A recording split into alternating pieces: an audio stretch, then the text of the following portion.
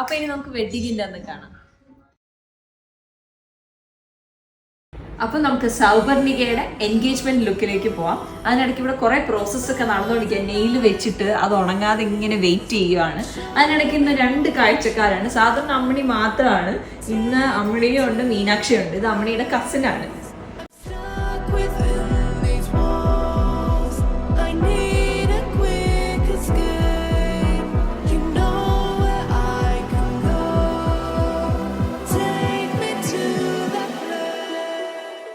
Contouring അതാണ് മേക്കപ്പിലെ ഏറ്റവും important കാര്യം. മേക്കപ്പിന് ഭംഗി കൂട്ടുന്ന സാധനമാണ് കോൺടോറിങ്ങും ഹൈലൈറ്റിങ്ങും. ഇപ്പൊ നല്ല സ്കിന്നുള്ള ഒരു ബ്രൈഡ് ആണെങ്കിൽ ഇല്ലേ, ആണെങ്കിൽ നമുക്ക് ഫൗണ്ടേഷൻ ഇടണ്ട, പക്ഷെ കോൺടോറിങ്ങും ഹൈലൈറ്റിങ്ങും മാത്രം കൊടുത്തു കഴിഞ്ഞാൽ നല്ല ഭംഗിയാണ്.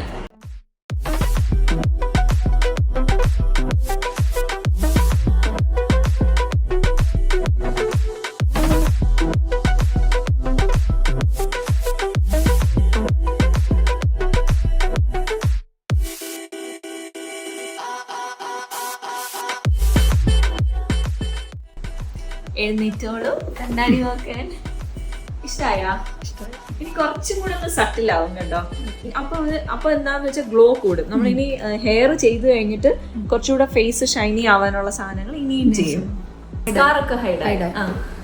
ഡിഫറെന്റ് ആയിട്ടുള്ള ഒരു കളറാണിത്. അപ്പൊ ഇതിന്റെ സെയിം കളറിൽ ഓർണമെന്റ്സ് കിട്ടുക എന്ന് പറഞ്ഞാൽ I think this is impossible. പിന്നെ അല്ലെങ്കിൽ അത്രയും കസ്റ്റം മെയ്ഡ് ആയിട്ട് പറഞ്ഞൊക്കെ ചെയ്യിക്കണം.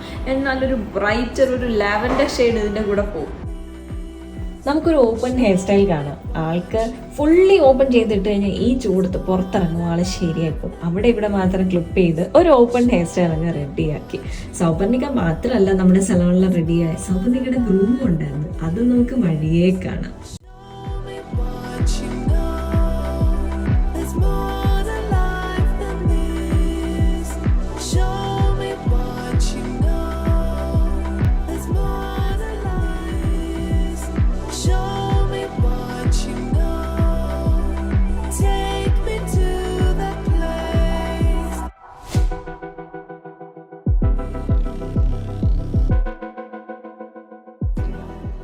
ഹൗസ് മേക്കോവർ ഇഷ്ടായി.